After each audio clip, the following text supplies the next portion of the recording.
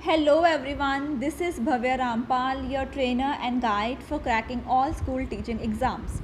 And I welcome you all once again on this exceptional and revolutionary channel that is Learn to Lead Tutorials. So students, I hope you are doing good. I hope you are studying very hard. और अगर अब तक आपने हमारा channel subscribe नहीं किया है तो इसको जल्दी से सब्सक्राइब कर लीजिए, बिकॉज़ हमारा ये चैनल जो है वो एक सोशल चैनल है और हमारे इस प्लेटफॉर्म पे हम आपको प्रोवाइड कर रहे हैं 100% फ्री ऑफ कॉस्ट कोचिंग हर एक कम्पिटिटिव एग्ज़ाम्स की रिगार्डिंग, चाहे वो यूजीसी हो, चाहे वो सीटेट, पीटेट, केवीएस, एनवीएस, और फ्यूचर में भी हम बहुत सारे ऐसे कोर्सेज जो है वो सिर्फ और सिर्फ एक्सक्लूसिवली आपके लिए लॉन्च करने वाले हैं. सो हमारे इस चैनल को ज़्यादा से ज़्यादा लोगों तक पहुंचाइए, स्टूडेंट्स तक पहुंचाइए, सो दैट कि जो मिशन हमने स्टार्ट किया है वो कहीं ना कहीं हम अचीव कर सकें. Do like our videos, do subscribe our channel and do spread our channel to the as students as possible. So students, आज जो हम टॉपिक करने वाले हैं बहुत ही ज़्यादा इम्पॉर्टेंट टॉपिक है और वो टॉपिक है असेसमेंट ऑफ लर्निंग. ठीक है, इस टॉपिक के अंदर हम फर्स्ट ऑफ ऑल करेंगे कि असेसमेंट क्या होती है, फिर हम असेसमेंट ऑफ लर्निंग के बारे में डिटेल से पढ़ने वाले हैं हमारे इस आज के लेक्चर में. तो आइए स्टार्ट करते हैं हमारा आज की वीडियो. सबसे पहले हम बात करते हैं कि असेसमेंट क्या होती है. ठीक है, असेसमेंट इवैल्यूएशन दोनों जो है वो सेम वर्ड्स हैं, सेम आप कह सकते हो मीनिंग है असेसमेंट का और इवैल्यूएशन का. ठीक है, असेसमेंट होती क्या है, ये एक प्रोसेस है. किस चीज़ का प्रोसेस है? Collecting the information. मतलब असेसमेंट के थ्रू हम इंफॉर्मेशन कलेक्ट करते हैं या फिर कोई एविडेंस प्रूफ कलेक्ट करते हैं of a learners learning progress, कि एक लर्नर जो है उसकी प्रोग्रेस कितनी हो रही है. ठीक है, and achievement over a period of time. मतलब ये एक प्रोसेस है जिससे कि हम असेस करते हैं, इवैल्यूएट करते हैं एक लर्नर का, एक स्टूडेंट का जो लर्निंग प्रोग्रेस है, कि वो कैसे वो लर्निंग कर रहे हैं, कितने अच्छे से उनकी लर्निंग हो रही है, उनकी क्या क्या अचीवमेंट है एक स्पेसिफाइड पीरियड टाइम के बाद. ठीक है, क्यों करते हैं? In order to improve teaching and learning. ठीक है, हम असेस क्यों करते हैं एक बच्चे को, इवैल्यूएट क्यों करते हैं? क्योंकि हमें ये जानना होता है कि टीचर जो अपने टीचिंग मेथड अडॉप्ट कर रहा है, ठीक है, या जो टीचिंग लर्निंग प्रोसेस है क्या वो स्मूथली हो रहा है कि नहीं हो रहा, बच्चे को कि जो कंसेप्ट्स हैं वो क्लियर हो रहे हैं कि नहीं हो रहे. ठीक है, और अगर कोई भी आप कह सकते हो कि कोई भी प्रॉब्लम आ रही है बच्चे के लर्निंग प्रोसेस में, कोई भी प्रॉब्लम आ रही है, तो उस प्रॉब्लम को रेक्टिफाई कैसे करना है, तो ये सब हम ढूंढते हैं असेसमेंट के थ्रू, इवैल्यूएशन के थ्रू. ठीक है, ओके. अब बात करते हैं असेसमेंट ऑफ लर्निंग. ठीक है, बच्चे असेसमेंट जो है वो आपकी 2 टाइप्स की होती है. Mainly assessment is of 2 types. एक होता है आपका असेसमेंट ऑफ लर्निंग, एक होता है आपका असेसमेंट फॉर लर्निंग. ठीक है, असेसमेंट ऑफ लर्निंग होती है आपकी समेटिव असेसमेंट और असेसमेंट फॉर लर्निंग होती है आपकी फॉर्मेटिव असेसमेंट. इस पर्टिकुलर वीडियो में आज हम सिर्फ बात करेंगे असेसमेंट ऑफ लर्निंग के बारे में. मतलब आज की वीडियो में हम बात करेंगे समेटिव असेसमेंट के बारे में. ठीक है, असेसमेंट फॉर लर्निंग जो है हम अपने नेक्स्ट वीडियो में डिस्कस करेंगे डिटेल में. तो आइए डिस्कस करते हैं कि असेसमेंट ऑफ लर्निंग क्या होती है. नाम से ही आपको इसका जो है क्रक्स समझ में आ रहा होगा, असेसमेंट ऑफ लर्निंग. मतलब ये जो असेसमेंट है वो लर्निंग होने के बाद हम स्टूडेंट को असेस करते हैं.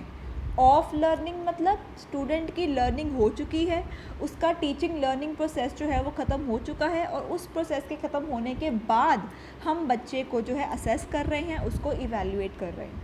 ठीक है, सो असेसमेंट जो है यहाँ पे हम बच्चे को देते हैं, आप कह सकते हो मार्क्स देते हैं. ठीक है, और असेसमेंट ऑफ लर्निंग को हम क्या बोल सकते हैं? Summative assessment. समेटिव असेसमेंट जो होती है वो at the end of a particular session या at the end of a particular teaching learning process हम करते हैं.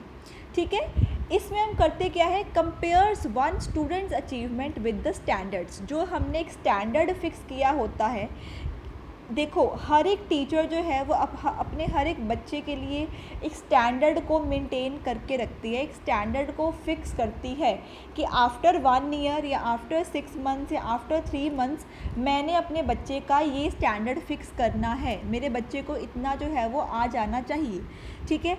अब हम असेसमेंट ऑफ लर्निंग में क्या करते हैं, जैसे ही एक टर्म जो है या एक यूनिट या फिर एक जो ईयर है ख़त्म हो जाता है, तो उस ईयर के ख़त्म होने के बाद हम बच्चे को असेस करते हैं, उसको इवैल्यूएट करते हैं और फिर हम उस बच्चे की जो परफॉर्मेंस है उसको कंपेयर करते हैं जो हमने स्टैंडर्ड सेट किया है, ठीक है।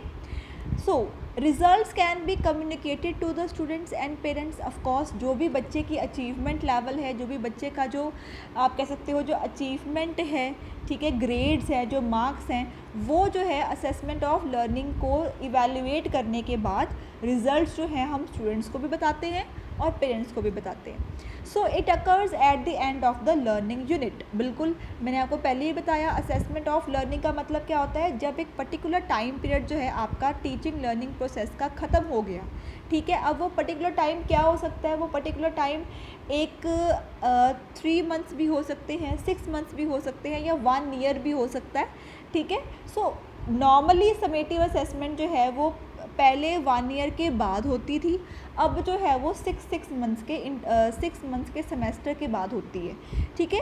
So at the end of the learning, जब आपका पूरा कोर्स जो है वो ख़त्म हो चुका है, उस कोर्स के ख़त्म होने के बाद हम जो है बच्चे को असेस करते हैं, उसको इवैल्यूएट करते हैं, उसके अचीवमेंट लेवल को जो है हम स्टैंडर्ड के साथ मैच करते हैं और कोई भी डेविएशन आती है तो हम उसको रेक्टिफाई भी करते हैं, ठीक है।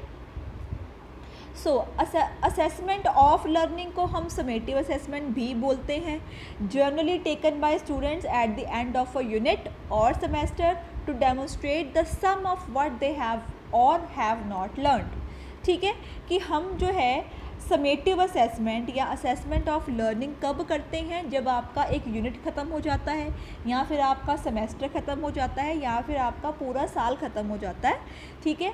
क्यों करते हैं, बस ये ढूंढने के लिए, ये जानने के लिए आपको असेस करते हैं कि स्टूडेंट ने क्या लर्न किया है और क्या लर्न नहीं किया है, ठीक है। सो जो भी आपका गुड समेटिव असेसमेंट है वो क्या होना चाहिए, वो रिलायबल होना चाहिए, वैलिड होना चाहिए और फ्री ऑफ बायसनेस होना चाहिए, ठीक है। रिलायबल मतलब आप उस रिज़ल्ट के ऊपर भरोसा कर सकें, ऐसा होना चाहिए, वैलिड होना चाहिए, ठीक है। और वो जो है कोई भी ऐसी बायसनेस नहीं होनी चाहिए, टीचर्स के पर्सपेक्टिव से स्टूडेंट्स में किसी भी टाइप की जो बायसनेस है या जो डिफ्रेंसिएशन है या जो डिस्क्रिमिनेशन है वो नहीं होना चाहिए, ठीक है। ओके, आगे बात करते हैं कि इसके फ़ीचर्स क्या है, समेटिव असेसमेंट के या असेसमेंट ऑफ लर्निंग के फ़ीचर्स क्या हो सकते हैं। इसका सबसे मोस्ट इम्पॉर्टेंट फ़ीचर क्या है कि जो समेटिव असेसमेंट है ये कब आती है, ये eight the end of a learning process होती है। बच्चे ये आपने ज़रूर दिमाग में रिटेन करके रखना है, असेसमेंट ऑफ लर्निंग जो है वो पूरे साल के बाद एक लर्निंग प्रोसेस जब आपका ख़त्म हो जाता है उसके बाद हम बच्चे को असेस करते हैं। विद इन द कोर्स या विद इन द सेमेस्टर या फिर विद इन द ईयर, ठीक है, हम बच्चे को असेस नहीं करते। हम बच्चे को असेस कब करते हैं, at the end of the course, at the end of the semester और at the end of the learning process, ठीक है। सो इसका यही फीचर है कि समेटिव इवैल्यूएशन हम कब करते हैं, जब जो है एक पर्टिकुलर लर्निंग प्रोसेस जो है वो ख़त्म हो जाता है, whether a chapter, a unit और अ ईयर, ठीक है। They typically use quantitative measures such as numeric scores, ठीक है। अब समेटिव असेसमेंट में हम जो रिज़ल्ट देते हैं बच्चे को वो हम देते हैं न्यूमेरिक वैल्यूज़ में, ठीक है। क्वांटिटेटिव मतलब it should be in the marks, ठीक है। आपके जो न्यूमेरिक स्कोर्स हैं उसमें हम बच्चे को उसका जो रिज़ल्ट है वो देते हैं, ठीक है। आई होप आपको ये क्लियर है।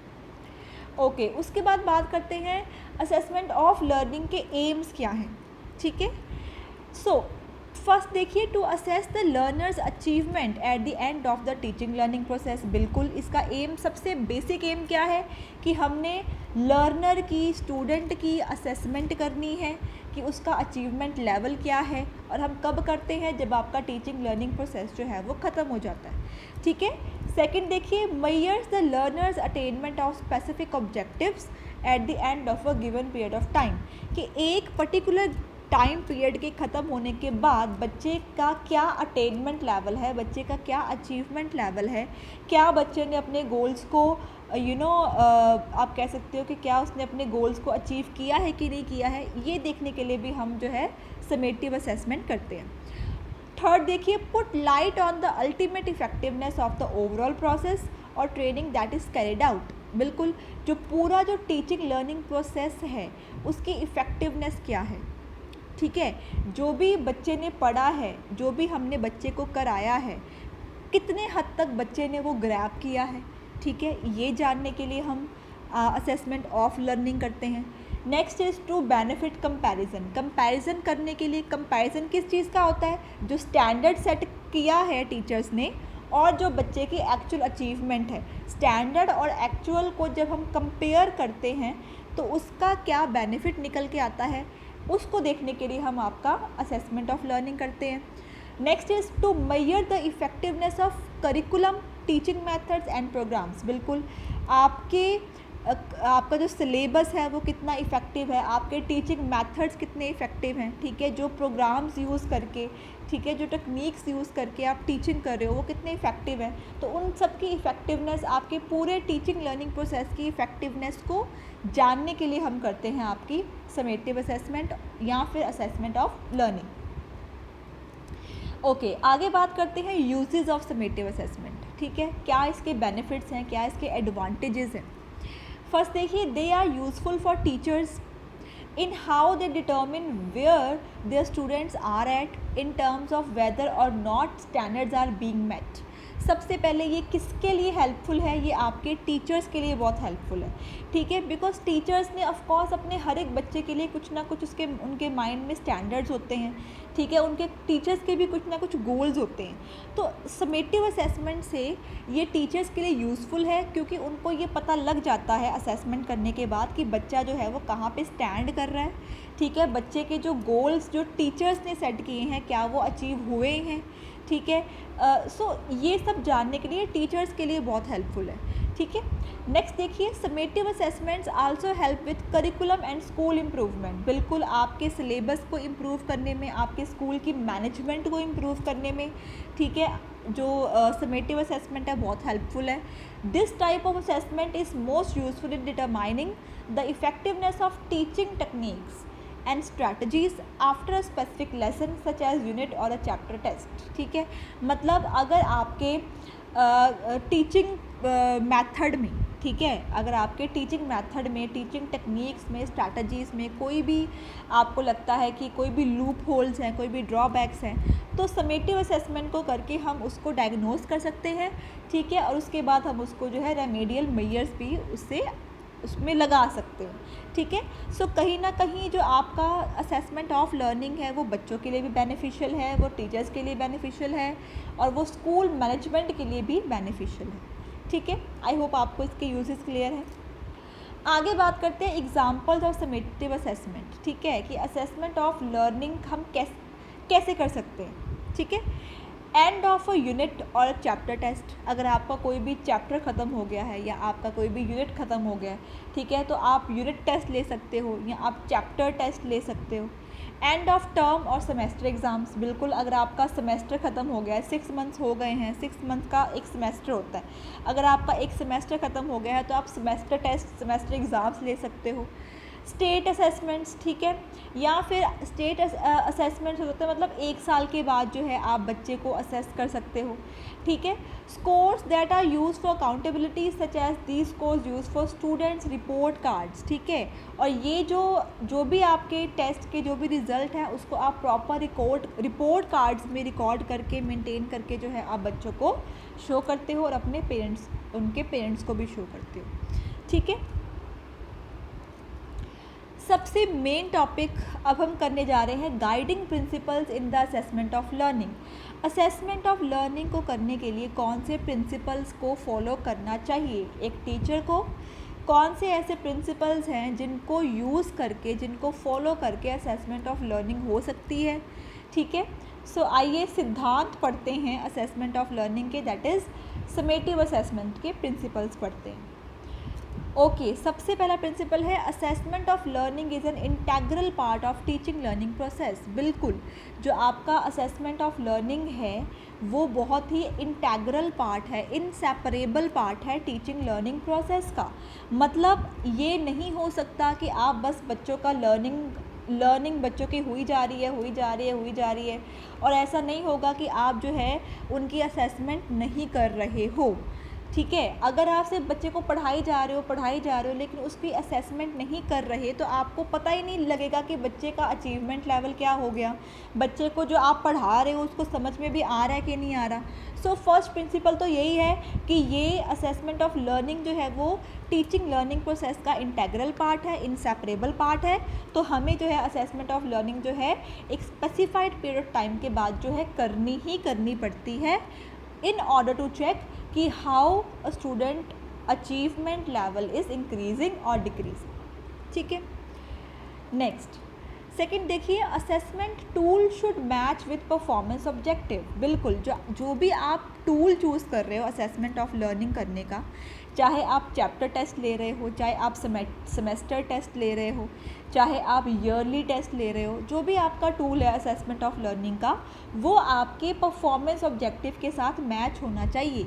जो भी आपका ऑब्जेक्टिव है, जो भी आपका गोल है, उसके साथ आपका जो है असेसमेंट टूल मैच होना चाहिए।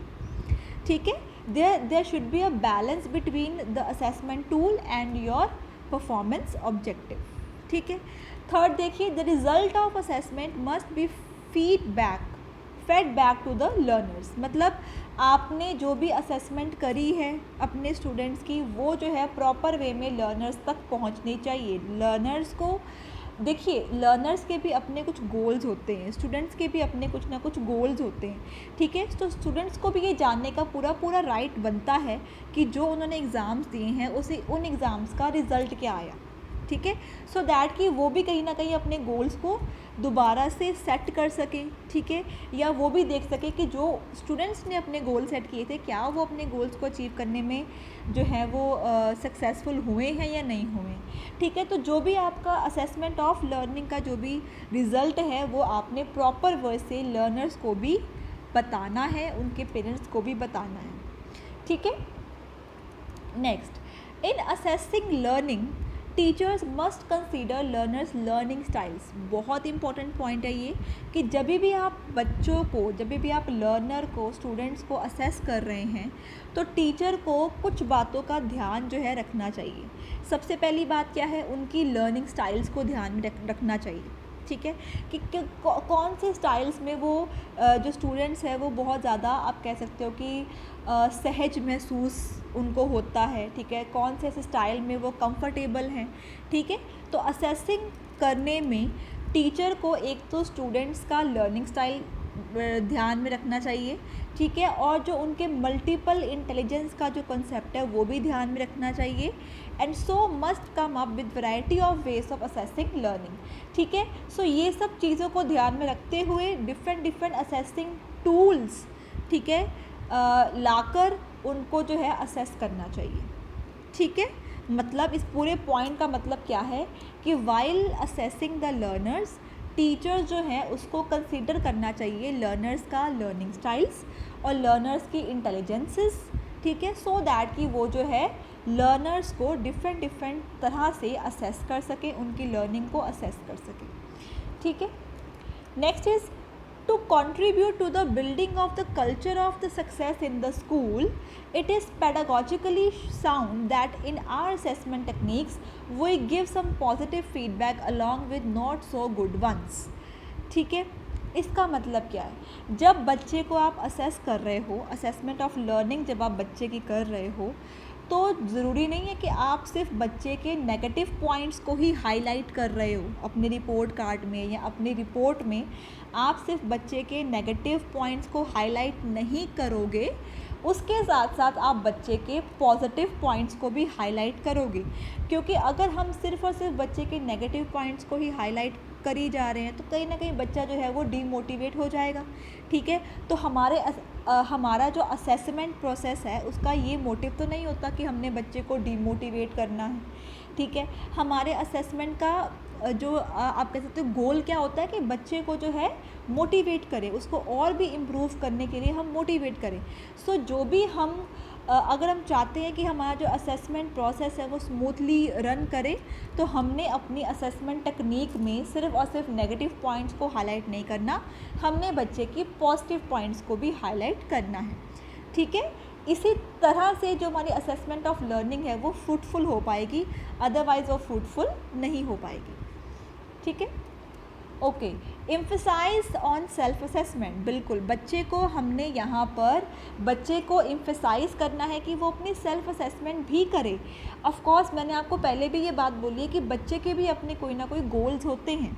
ठीक है, बच्चा भी जब स्कूल में आता है, क्लास में आता है, एंगेज होता है, तो उसके भी अपने कुछ ना कुछ सेल्फ गोल्स होते हैं। ठीक है, जिसको वो असेसमेंट के थ्रू अचीव करना चाहता है। तो हमने बच्चों को एम्फसाइज करना है कि वो अपनी खुद की असेसमेंट भी करें।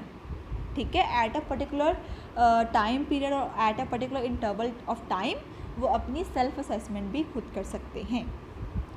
ठीक है, उसके बाद if we believe that our task as teachers is to touch all pupils students and that it is possible that all students, even those from limited backgrounds, will have access to opportunities and therefore can achieve, then the bell curve mentality must be abandoned। इस पूरे point का क्या मतलब है? इस पूरे point का मतलब है कि टीचर्स जो हैं, अगर टीचर्स के माइंड में ये बिलीव है कि जो भी उनके गोल्स हैं वो हर बच्चे के लिए सेम है, ठीक है, या अगर टीचर ये बिलीव करते हैं कि बच्चा चाहे किसी भी बैकग्राउंड से आ रहा है लेकिन उसका जो लर्निंग लेवल है वो सेम है, तो ये क्या है? ये बिल्कुल ही गलत है।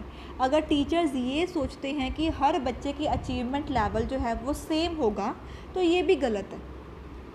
ठीक है, समझो इस पॉइंट को। पहली बात इस पॉइंट में ये हो रही है, यहाँ पे हम बात कर रहे हैं टीचर्स के बिलीव्स की, कि सबसे पहले अगर टीचर ये बिलीव करता है कि उसके जो भी गोल्स वो सेट कर रहा है वो हर बच्चे के लिए सेम गोल सेट कर रहा है, तो ये गलत है। अगर टीचर ये बिलीव कर रहा है कि बच्चा किसी भी अगर डिफरेंट बैकग्राउंड्स के बच्चे उसकी क्लास में हैं तो हर बच्चे का जो इंटेलिजेंस लेवल है वो सेम होगा, तो ये भी नहीं है। अगर टीचर ये बिलीव कर रहा है कि हर एक बच्चे का अचीवमेंट लेवल है वो भी सेम होगा, तो ये भी गलत है।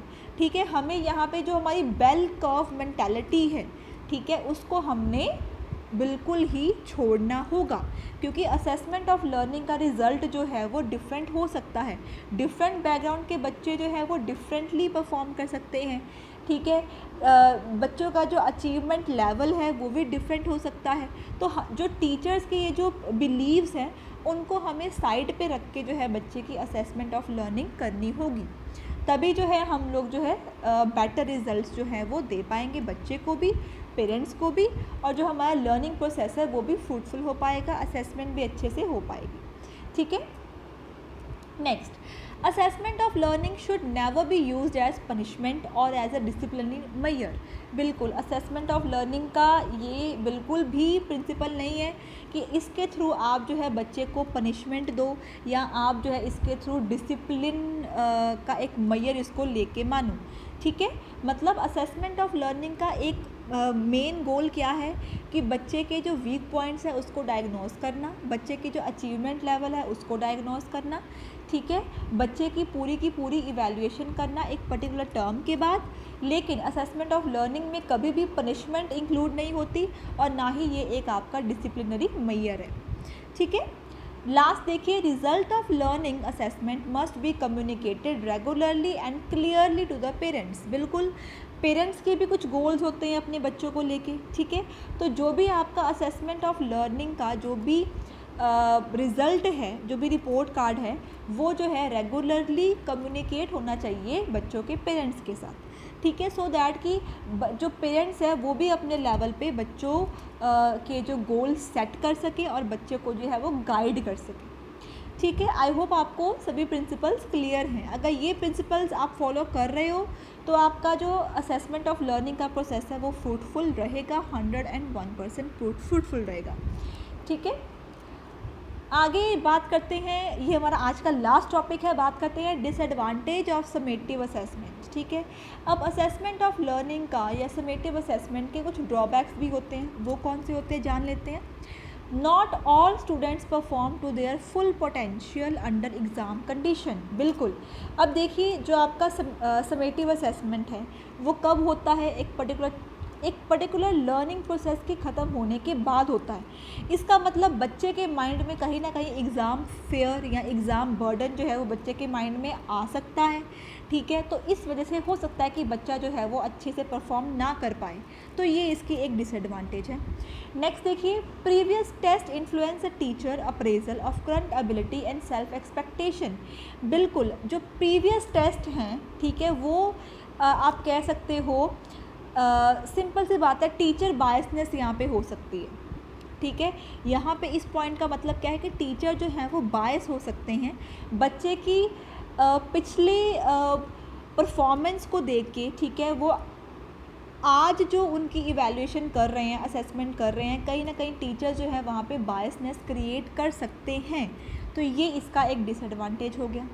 Extrinsic rewards and competition. बिल्कुल, समेटिव असेसमेंट में बच्चा जो है वो मोटिवेट कैसे होता है, एक्सट्रिंसिक रिवॉर्ड से। एक्सट्रिंसिक रिवॉर्ड्स का मतलब कि एक्सटर्नल रिवॉर्ड से वो जो है वो मोटिवेट होता है, इंटरनली वो मोटिवेट नहीं होता। ठीक है, उसके दिमाग में एग्ज़ाम प्रेशर होता है, उसके ऊपर पेरेंट्स का प्रेशर होता है, उसके ऊपर टीचर्स का प्रेशर होता है, उसके ऊपर एग्ज़ाम का प्रेशर होता है।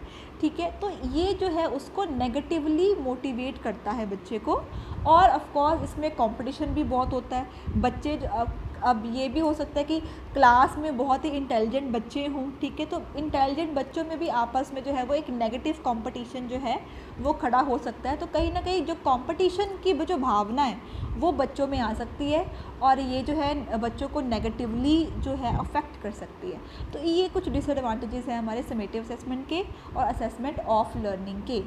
So students, thank you so much. I hope कि आज आपको असेसमेंट ऑफ लर्निंग का जो कंसेप्ट है वो अच्छे से क्लियर हो चुका होगा।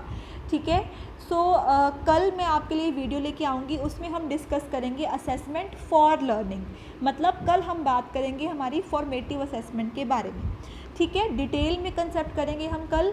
एंड आई होप कि आपको आज का कंसेप्ट क्लियर हो चुका है। कोई भी क्वेरी है, कोई भी क्वेश्चन है तो आप डायरेक्टली कमेंट बॉक्स में कमेंट कर सकते हैं and I will definitely reply back to your comments. And once again I want to say that please हमारे चैनल को सब्सक्राइब करें और मैक्सिमम स्टूडेंट्स तक इसको पहुँचाएँ। Thank you so much for watching. Keep liking us, keep subscribing us and keep motivating us. This is Bhavya Rampal saying goodbye.